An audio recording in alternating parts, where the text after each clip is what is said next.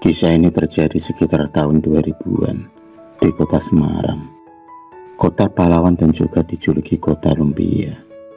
Cerita ini terjadi tepatnya di daerah Semarang bagian selatan, daerah tempat tinggalku. Kenalkan, namaku Bowo. Aku tinggal di Semarang bagian selatan. Saat aku masih kecil, di daerah tempatku masih sepi. Hanya ada beberapa perumahan dan perkampungan warga asli. Sebagian besar kelurahan masih terdiri atas kebun dan tegalan milik warga asli.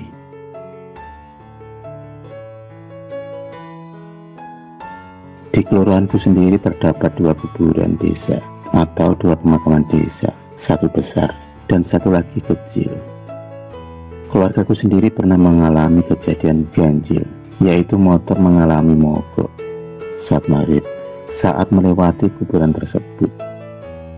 Selain mogok, juga tercium bau bunga, tapi kami tetap berpikir positif. Dalam benak kami mungkin ada orang yang baru saja menaburkan bunga.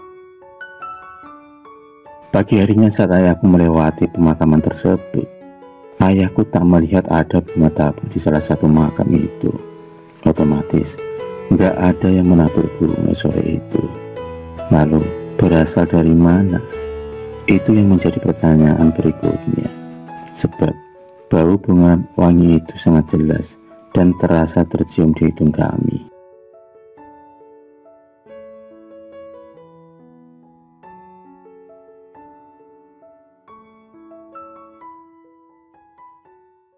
Ada cerita lagi yang dialami oleh salah satu anak tetangga. Sebut saja namanya Agus. Saat itu Agus bercerita kalau dia melihat ada sosok pocong yang membonceng di sela-sela pengendara motor. Saat itu Agus tengah dibonceng oleh ayahnya. Anehnya pocong tersebut bisa berada di antara pembonceng tersebut. Pocong tersebut berada di tengah antara yang di depan dan yang di belakang. Entah bagaimana caranya hal itu bisa terjadi. Saat itu Agus yang masih kecil terlihat sangat ketakutan. Ayah Agus pun bertanya dan kaget, kenapa Agus tampak ketakutan. Agus dengan polosnya menjawab kalau dia melihat ada pocong yang tengah membonceng motor di depannya. Hanya Agus yang melihat pocong tersebut, yang lainnya tidak. Pemotor dan pembonceng yang diikuti oleh pocong tersebut juga tidak tahu dan tidak mengalami masalah apapun. Pemotor tersebut masih saja santai menjalankan motornya, melaju dengan santainya, dan tidak terjadi masalah apapun dengan motornya. Sang pengendara tersebut tidak melihat kalau ada pocong telah mengikutinya.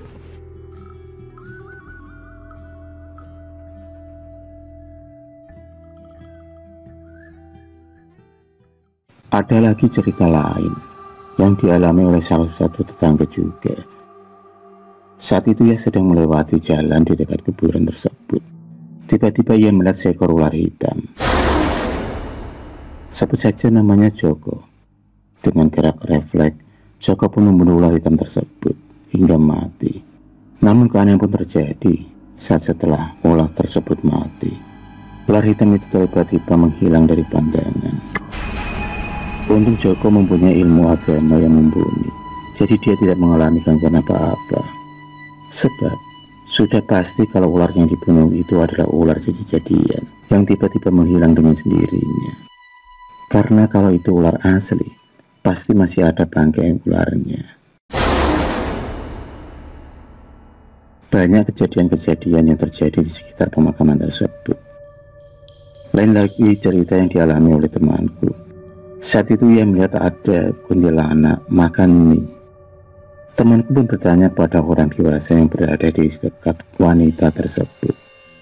Tapi saat itu temanku tidak menyadari kalau yang tengah makan mie di atas pohon tersebut adalah kuntilanak. Aneh juga, kuntilanak kok makan mie.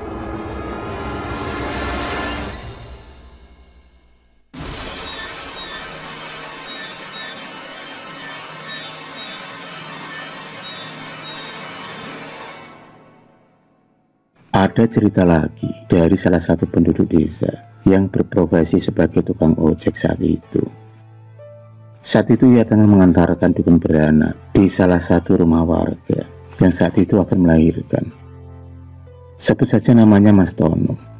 Saat itu ia tengah mengantarkan Mak Dira, seorang dukun beranak yang tengah membantu proses kelahiran dari salah satu warga.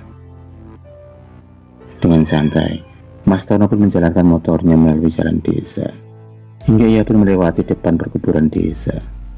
Saat itu suasana sepi, hanya suara lolongan anjing hutan dan suara-suara binatang malam yang terdengar bersaut-sautan dari kejauhan. Lampu motor yang agak terang menembus gelapnya malam.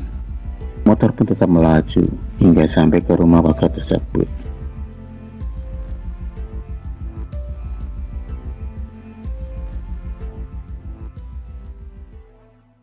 Tak berapa lama kemudian sampailah Mas Tono mengantar Mbak Dira ke lokasi yang dituju.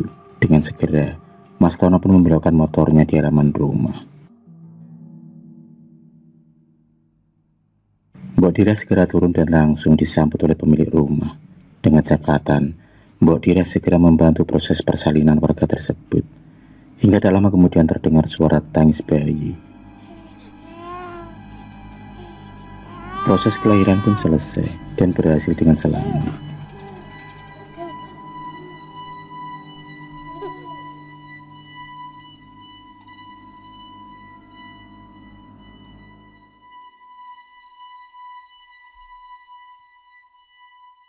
Karena hari sudah larut malam dan proses masih membutuhkan jasa Mbok Dira, maka Mbok Dira pun menginap di rumah tersebut.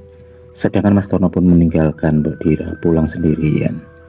Mas Tono kemudian berpamitan untuk segera meluncur pulang, meninggalkan Mbok Dira yang diminta untuk menginap di rumah warga tersebut.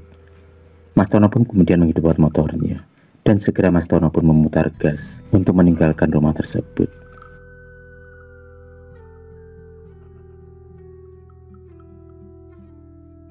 Dengan pelan sepeda motor Mas Tono pun berjalan menyusuri jalan desa yang sangat sepi itu.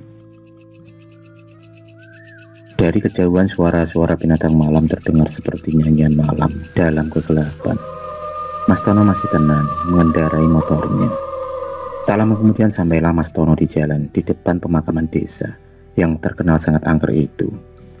Tiba-tiba Mas Tono merasakan bulu kuduk yang merinding di sekujur tubuhnya. Perasaan Mas Tono kini mulai cemas dan was-was. Rasa takut mulai menggelayuti pikirannya. Entah kenapa malam itu ia seperti merasakan akan ada kejadian yang menimpanya.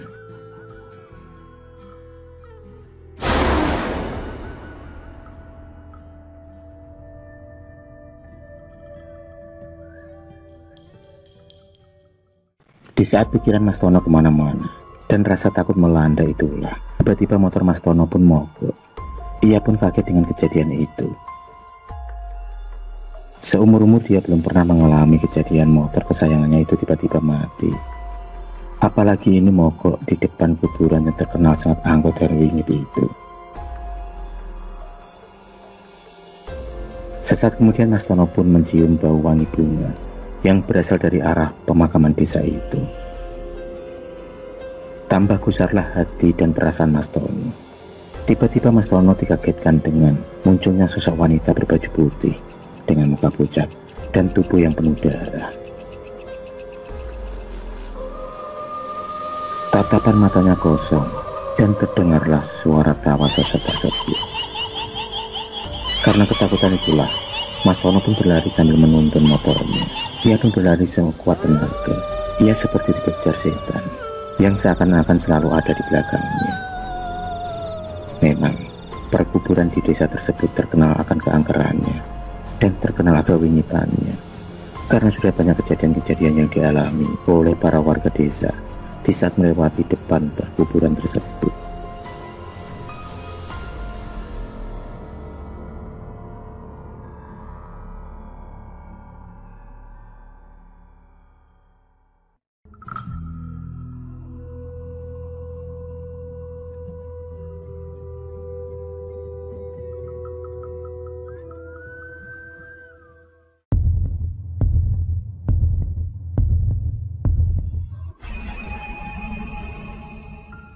Terima kasih sudah menonton video cerita bergambar ini. Klik subscribe untuk terus mendapatkan video-video cerita bergambar selanjutnya. Semangat berkarya.